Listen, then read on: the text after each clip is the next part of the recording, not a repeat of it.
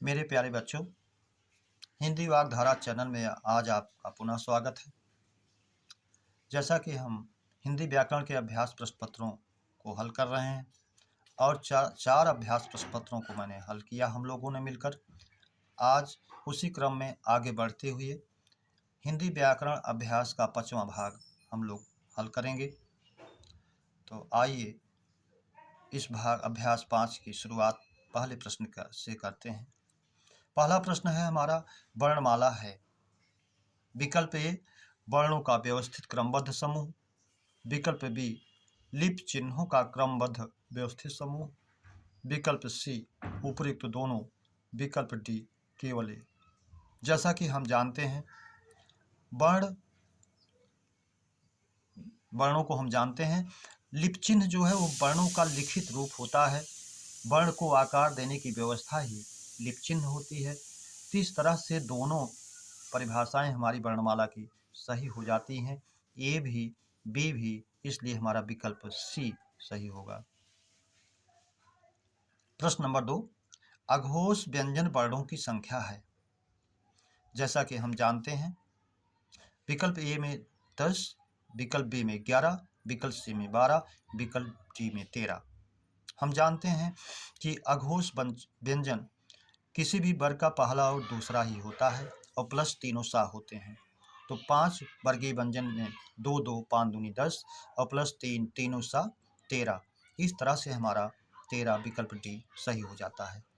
प्रश्न नंबर 3, जिसका हाथ बहुत तेज चलता हो। विकल्प ए, तीव्रहस्त। विकल्प बी, चलहस्त। विकल्प सी, क्षिप्रहस्त। विकल्प डी, कोई नहीं। जिसका हाथ बहुत तेज चलता हो तो तीव्रहस्त नहीं होगा, चलहस्त नहीं होगा, क्षिप्रहस्त विकल्प सी होगा, जिसका हाथ बहुत तेज चलता हो।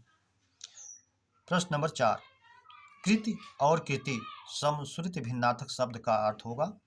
विकल्प ए, रचना प्रसिद्धि। विकल्प बी, रचना निपुण। विकल्प सी, रचयिता रचनाकार। विकल्प डी, वृक्षचर्म और निपुण। तो जैसा हम जानते हैं, कृति रचना होती है और कृति निपुण या पुण्यात्मा होता है, पुण्यात्मा। तो इस तरह से विकल्प बी हमारा सही हो जाता है। प्रश्न नंबर 5, गधा का पर्याय नहीं है। विकल्प ए, रासप। विकल्प बी, वैशाख नंदन। विकल्प सी, धूसर।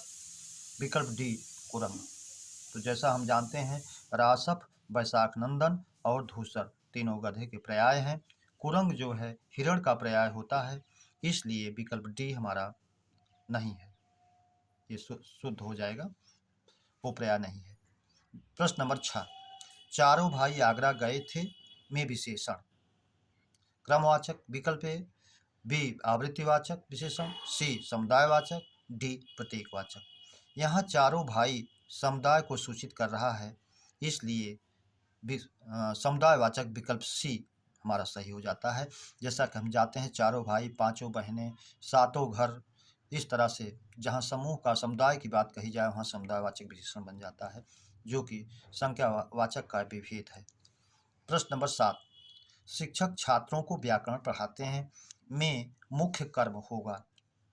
जैसा कि हम जानते हैं, जो कर्म क्रिया के पास होता है, जिसमें को चिन्ह दिखाई नहीं देता है, वही मुख्य कर्म होता है। इस तरह से व्याकरण जो है क्रिया के नज़दीक है, समीप है, तो यही मुख्य कर्म होगा। विकल्प ए, छात्र। विकल्प बी, व्याकरण।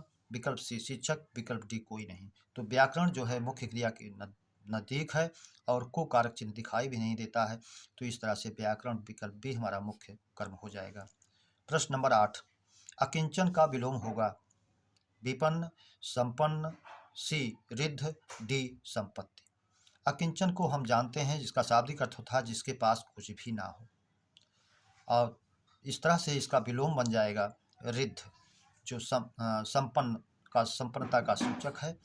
हालांकि संपन्न भी इसका पर्याय हो सकता है, इसलिए, लेकिन यहाँ विकल्प सी को ही वरीयता दी जाए, जबकि संपन्न भी इसका पर्याय हो सकता है। प्रश्न नंबर 9, शुद्ध वाक्य का चयन करें। मेरी माँ ही मेरी संरक्षक है। मेरी माँ ही मेरी संरक्षिका हैं। मेरे पास अनेकों पुस्तकें हैं। बच्चे भोजन खा रहे हैं। अब जैसा कि हम जानते हैं, मेरी माँ ही मेरी संरक्षक है। माँ स्त्रीलिंग में है, इसे संरक्षक ना होके संरक्षिका होगा। मेरे पास अनेकों पुस्तकें हैं। अनेकों ना होकर के अनेक होता है। बच्चे भोजन खा रहे हैं। भोजन खाया नहीं बल्कि भोजन किया जाता है। इस तरह से हमारा विकल्प बी ही सही हो जाता है। मेरी माँ ही मेरी संरक्षिका है। प्रश्न नंबर 10, जंगल में लगने वाली आग वाक्यांश के लिए एक शब्द है। बड़वानल, विकल्प बी दावानल, विकल्प सी जठरानल, विकल्प डी वैश्वानल। जंगल में लगने वाली आग को हम जानते हैं दावानल होता है। इस तरह से दाव जो है जंगल का पर्याय भी है। अनल सब में जुड़ा हुआ है। अनल अग्नि का पर्यायवाची है, अर्थ है। बड़वानल, बड़वा को हम जानते हैं समुद्र है, समुद्र में लगने वाली आग। जठरानल, जठर माने पेट होता है, पेट में लगने वाली आग जो भोजन पचाता है। विकल्प डी विश्व में लगने वाली आग वैश्वानल। इस तरह से अन्य को भी जानते रहें, पूछा जा सकता है। प्रश्न नंबर 11, जानने की इच्छा के लिए एक शब्द है। विकल्प ए जिज्ञासा, विकल्प बी गीप्सा, विकल्प सी दोनों, विकल्प डी कोई नहीं। जिज्ञासा और गीप्सा दोनों जानने की इच्छा के लिए प्रयुक्त होता है, इसीलिए विकल्प सी को माना जाए दोनों। प्रश्न नंबर 12, गंगा जल में समास है। विकल्प ए कर्मधारय, बी तत्पुरुष, सी द्विगु, डी द्वंद्व। जैसा कि हम जानते हैं गंगा जल, इसमें तत्पुरुष समास है। तत्पुरुष समास में उत्तर पद प्रधान होता है। इसको जल को प्रधान पद के रूप में इस तरह से माने, वाक्य बना लें। जैसे किसी से कहा जाए गंगा जल लाइए, तो जल को लाएगा, ना कि गंगा जी को लाएगा, तो प्रधानता जल की होगी, इसलिए उत्तर पद प्रधान होगा, तत्पुरुष समास होगा। विकल्प बी हमारा सही हो जाता है। प्रश्न नंबर 13, अधोलिखित पंक्तियों में छंद है। वाम अंग शिव शोभित शिवा उदार, शरद सुवारिद में जनु तड़ित बिहार। वाम अंग शिव शोभित हम मात्राओं से गिन लेते हैं। गुरु, लघु, अनुस्वार है गुरु, लघु, लघु, लघु, गुरु, लघु, लघु, लघु, गुरु, लघु, गुरु, लघु। इस तरह से 3, 2, 5, 1, 6, 2, 8, 2, 10, 2, 12, 1, 3, 2, 1, 3, 1, 4, 3, 7। तो हम जानते हैं कि बरवे का जो है मात्र इसमें प्रथम चरण में बरवे के 12 और 7, दूसरे में 7, 19 मात्राएं होती हैं। तो हमारा क्रम बरवे के अनुसार मिल रहा है, इसलिए इसमें बरवे छंद होगा। विकल्प सी हमारा सही हो जाएगा। प्रश्न नंबर 14, अभ्यागत और अभयारण्य में संधि है। अभ्यागत पहले विकल्प में यण, यण, बी में यण दीर्घ स्वर संधि, सी में गुण यण, डी में कोई नहीं। तो हम देखते हैं अभ्यागत में अभि प्लस आगत यण संधि हो जाती है, और दूसरे में अभयारण्य है, अभय प्लस अरण्य, इस तरह से दीर्घ स्वर संधि हो जाती है। विकल्प भी हमारा सही हो जाता है। वर्तनी शुद्धि में भी अभयारण्य को अभ्यारण्य दे देता है, जो अशुद्ध होता है, तो अभयारण्य के रूप में ही इसको शुद्ध माने।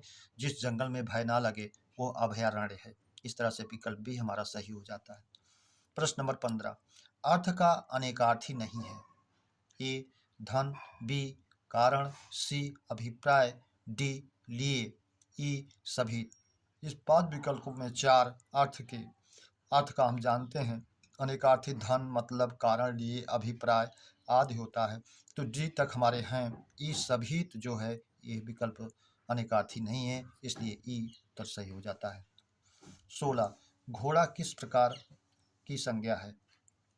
घोड़ा विकल्प दिया है, ए व्यक्तिवाचक, बी समूहवाचक, सी जातिवाचक, डी भाववाचक। चूंकि घोड़ा एक जाति का सूचक है, अगर इसको कहा जाए कि चेतक, तो ये एक व्यक्तिगत घोड़े को संकेत करेगा, तो व्यक्तिवाचक हो जाएगा। लेकिन यहाँ घोड़ा पूरे समूह के समुदाय के लिए कहा गया है, इसलिए विकल्प सी हमारा सही हो जाता है। इस तरह मेरे प्यारे बच्चों, आज अभ्यास श्रृंखला का 5वां भाग हम लोगों ने हल किया, इस उम्मीद के साथ कि ये प्रश्न आपको अच्छे लगे होंगे और आपकी तैयारी में ये सहयोग करेंगे, चार चाँद लगाएंगे। इस उम्मीद और अपेक्षा के साथ ये आशा करता हूँ इस चैनल के जो अभ्यास प्रश्न पत्र चल रहे हैं आपको अच्छे लगे हों। सब्सक्राइब और लाइक और शेयर अवश्य करें। अगले प्रश्न पत्र श्रृंखला के साथ फिर मुलाकात, तब तक के लिए धन्यवाद।